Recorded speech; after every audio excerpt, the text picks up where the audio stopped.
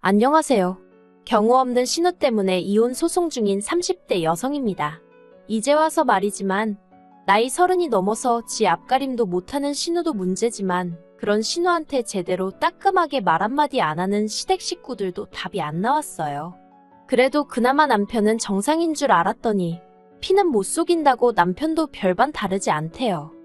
연애 당시 남편은 9급 공무원이었고 저는 대기업을 다니는 직장인이었습니다. 남편의 연봉은 제 연봉의 절반밖에 되지 않았지만 대신 정년이 보장되었기에 크게 차이가 난다고 생각을 못했네요. 그리고 처음엔 결혼까지 생각하며 만난 건 아니었어요. 하지만 사람 일이라는 게 늘 생각대로 되는 것은 아니잖아요.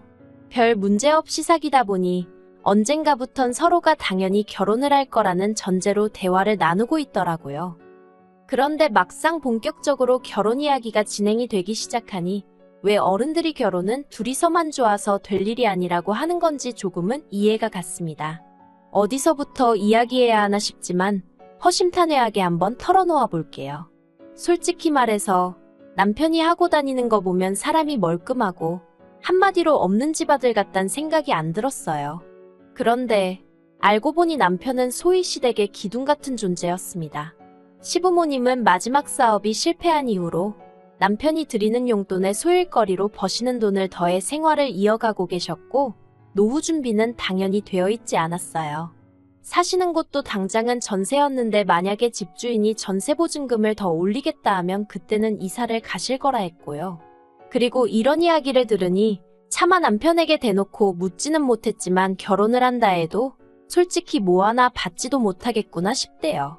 반면에 저희 친정은 그래도 그럭저럭 여유가 있는 편이었습니다. 두 분 사시는 아파트에 서울에 세주고 있는 아파트 하나 그리고 월세 나오는 상가 2개가 있으셨지요. 노후 준비도 두 분 다 오랫동안 직장 생활을 하셔서 연금으로 생활이 가능하신 상황이었고요. 그래서 제가 남편더러 그럼 당신이 따로 모아둔 돈은 얼마나 있냐고 물었습니다. 그러자 남편이 또 한 번 고개를 숙이더니 4천이라며 웅얼거리더라고요. 황당했지요. 공직을 시작한 지 제가 알기로 5년 차였는데 겨우 4천이라니. 물론 4천이 결코 작은 액수는 아니지만 그래도 1년에 1,000만 원도 못 모았다는 이야기였으니까요. 그래서 저도 모르게 돈 벌어서 다 뭐 했냐고 물었더니 그냥 뭐 부모님 생활비도 보태드리고 동생도 챙겨주고 그랬지 하며 말을 얼버무리더라고요. 그리고 남편의 그런 이야기를 듣고 나니까 솔직히 이 결혼을 하는 게 맞는 건지 도통 확신이 들지 않았습니다. 왜냐하면 저는 남편과는 반대로 친정부모님으로부터 경제적으로 지원을 많이 받고 있었거든요. 한마디로 한쪽은 부모님을 도와드려야 하는 상황이고 한쪽은 도움을 받는 상황이었으니 그래서 결국 제가 남편더러 아직 결혼은 시기상조인 것 같다고 미루자고 얘기를 했었어요. 솔직히 말하자면 헤어지자고 하려고 했는데 차마 그 말은 입이 떨어지질 않아서 못하고 애둘러서 이야기를 했던 거지요. 그런데 남편이 결혼하고 생활이 안정되면 돈은 금방 모을 수 있을 거라며 제 마음을 돌리려 했습니다. 결혼만 하면 시댁에 드리던 생활비도 줄일 거라면서요. 그리고 저는 그런 남편의 애걸복걸하는 모습에 마음이 많이 흔들렸어요. 그래서 고민 끝에 부모님께 교제 중인 상대가 있고 결혼 이야기도 오가는데 상황이 이러이러하다며 전부 다 털어놓았습니다. 그러자 친정부모님께선 모든 게 괜찮은 사람인데 돈만 문제인 거라면 그건 당신들이 도와주겠다 하시대요. 그래서 결국 남편과 다시 결혼 준비를 이어나갔어요. 솔직히 친정부모님께 죄송스러웠지만 한편으론 정말 다행이다 싶었지요. 그렇게 저는 남편과 부부의연을 맺었습니다. 남편은 예상대로 모아둔 돈 4천만 원을 가지고 온 게 전부였고 그 돈으로 혼수와 신혼여행을 해결했습니다. 저는 친정에서 서울에 있는 아파트를 제 명의로 해주셨고요. 그런데 친정부모님이 해주신 건 그게 다가 아니었습니다. 결혼 전 친정부모님 카드를 쓰고 용돈도 받고 게다가 친정에 얹혀 살았으니 솔직히 저도 가만히 있을 수는 없었거든요. 그래서 매달 친정부모님께 150만 원씩 드리고 있었지요. 제가 받아 쓴 게 더 많으니 용돈이라고 칭하긴 남사스럽고 그냥 생활비를 보태는 개념이었습니다. 그런데 친정부모님이 그간 그 돈을 거의 손 떼지 않으시고 따로 모아두셨더라고요. 그리고 그렇게 모인 돈이 자그만치 7천이었습니다. 거기에 제가 개인적으로 모아둔 돈도 있었는데 그렇게 이리저리 긁어 모으니 1억 3천이 되었고요. 그리고 지금 생각하면 너무나 어리석게도 저는 부부 사이에 비밀은 없어야 한다고 생각했어요. 제가 남편이 시댁에 얼마나 해드리는지를 지켜보기 위해선 저도 모든 걸 오픈해야 한다고 생각했거든요. 그래서 1억 3천이란 목돈이 있다는 것을 남편에게 이야기했습니다. 그리고 저는 이 돈을 가지고 설마 다른 사람이 김칫국을 마실 거라곤 상상도 못했네요. 어머님과 제 사이는 좋을 것도 나쁠 것도 없었습니다. 처음 인사를 드리러 갔던 날부터 그다지 저를 살갑게 대해주지 않으셨고 저도 애교가 있고 그런 성격은 아니다 보니 그냥 평범한 시어머니와 며느리 사이였다고 생각해요. 그런데 저와 남편이 결혼하고 1년쯤 지났을 무렵 어머님과 제가 한번 크게 부딪히면서 사이가 나빠졌어요. 그리고 어머님과 제 사이가 나빠지게 된 결정적인 원인은 신우의 사업이었습니다. 남편에게는 2살 어린 저와는 동갑인 신우가 있었는데 솔직히 대화만 나눠보면 동갑이란 게 믿기지 않을 만큼 철이 하나도 들지 않은 사람이었어요. 요즘 같은 시대에는 할 줄 아는 게 많아야 한다면서 툭하면 이거 배웠다 저거 배웠다 하는 성격이었는데 덕분에 제대로 할 줄 아는 건 하나도 없었고요. 그런데도 시부모님은 뭐든지 도전해보는 게 좋은 거라면서 없는 살림에도 그런 신우 뒷바라지를 멈추지 않으시대요. 하지만 그거야 뭐 시부모님이 부모로서 당신 자식한테 투자를 하신다는데 제3자인 제가 무슨 이야기를 하겠어요. 그저 속으로 저건 아니다 싶어도 그냥 혼자 생각만 하고 말았지요. 그런데 그런 신우가 난데없이 양초 사업을 하겠다며 시부모님께 5천을 해달라고 했다더라고요. 하지만 저희 시부모님께 5천이란 큰돈이 있을 리 만무했습니다.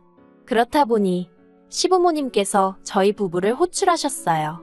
그리고 알고 보니 저는 시댁에 내려갈 때까지도 솔직히 신우가 사업이니 뭐니 그런 내용을 하나도 몰랐거든요.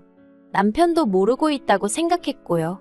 그런데 그게 아니라 남편은 이미 다 알면서 모른 척하며 저를 시댁에 데려간 거였어요.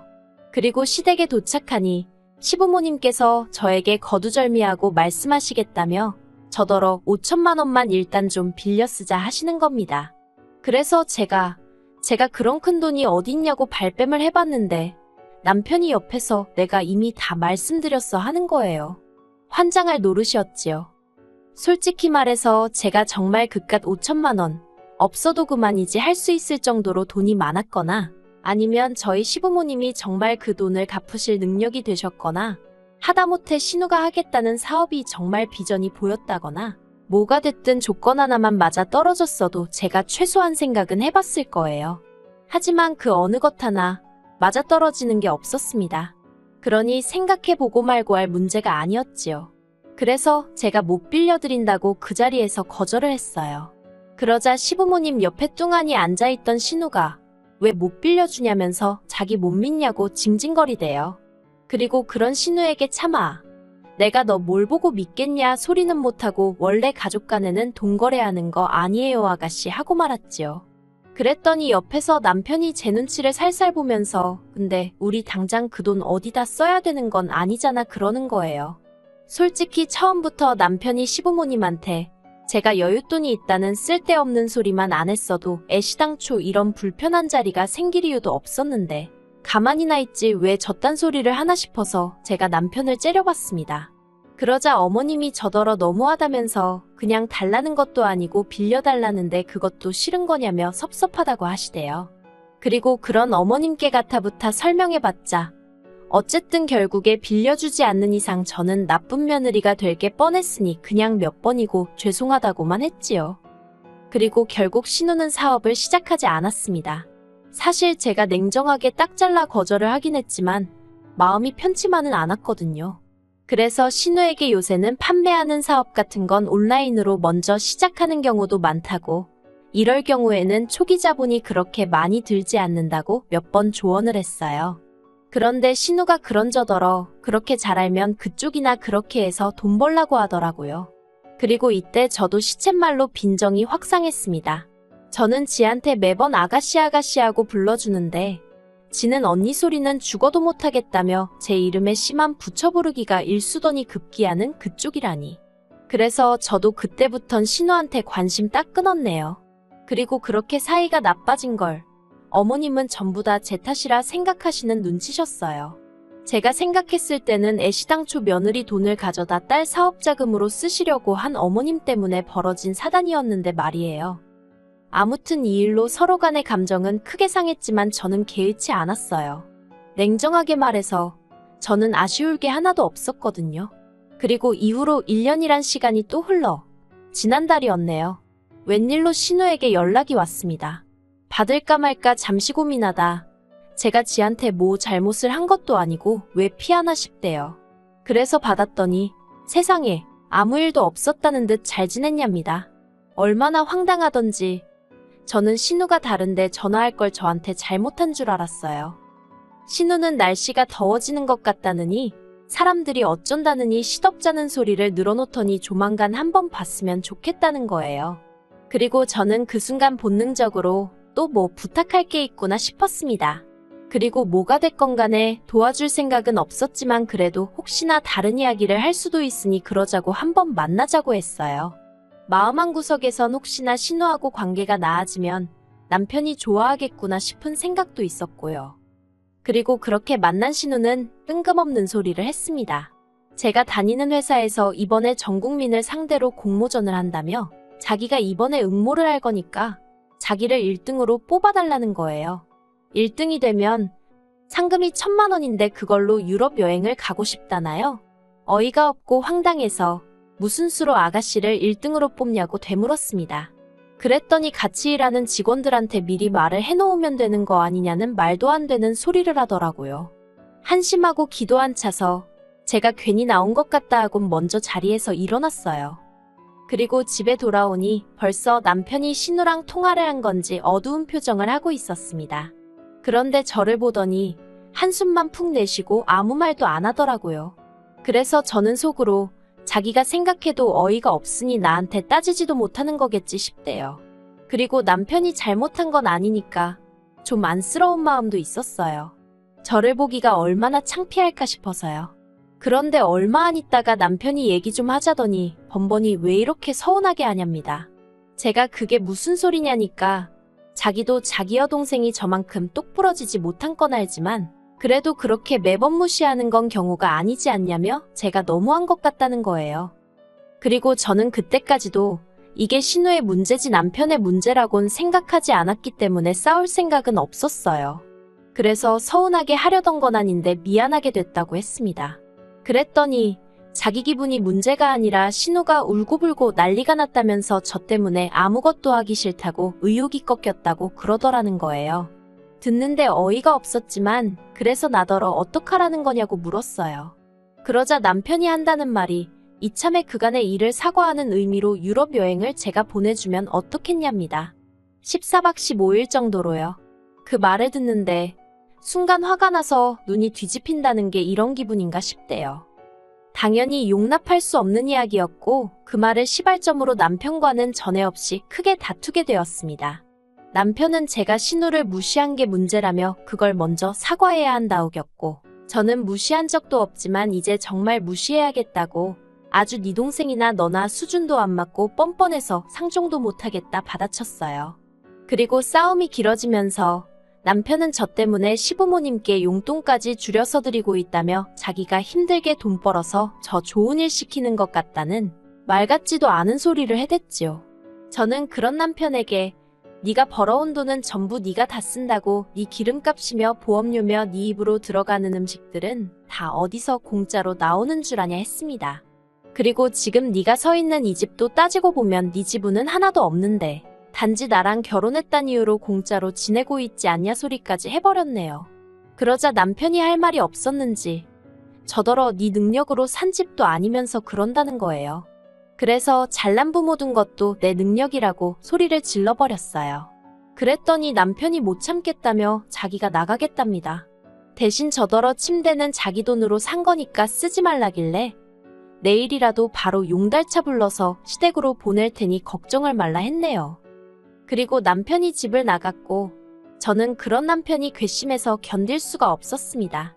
그래서 말한 대로 용달차 불러서 침대며 식탁이며 남편 돈으로 산 것들은 전부 다 시댁으로 보내버렸지요. 그랬더니 이번엔 어머님이 전화를 하셔서는 남편을 내쫓아놓고는 이런 짓까지 하느냐며 이걸 지금 어디다 두라는 거냐고 화를 내시는 거예요. 그래서 그건 어머님 하드라고 상의하시라고 그 사람이 자기 거라길래 돌려준 거라 했더니 어머님이 저더러 독종이라면서 살다 살다 저처럼 독한 엑스는 처음이랍니다. 그래서 그러시냐고 저도 어머님도 그렇고 이렇게 뻔뻔한 사람들은 처음이라고 받아쳐버렸네요. 솔직히 이미 이혼까지 생각하던 마당이었으니 당하고만 있을 필요가 없겠더라고요. 그리고 거기서 그치지 않고 저는 바로 지인의 소개를 받아 이혼 전문 변호사를 고용했습니다. 처음엔 남편하고 협의 이혼으로 하려고 했는데 어디서 뭘 듣고 왔는지 아파트 절반이 직권의 재산 형성이 어떻고 저떻고 헛소리를 남발하길래 어쩔 수가 없었네요. 그리고 지금 소송 진행 중인데 전 걱정이 하나도 없습니다. 변호사도 자기가 수임료 받기가 민망할 지경이라고 할 정도로 저한테 유리한 상황이거든요.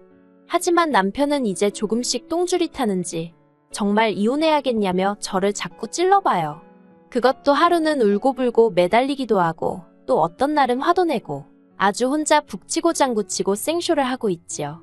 물론 저는 아무런 타격도 받지 않고 있지만요. 지금은 그저 이 지리한 과정이 빨리 마무리가 되어 완벽하게 자유의 몸이 되고 싶은 마음뿐입니다.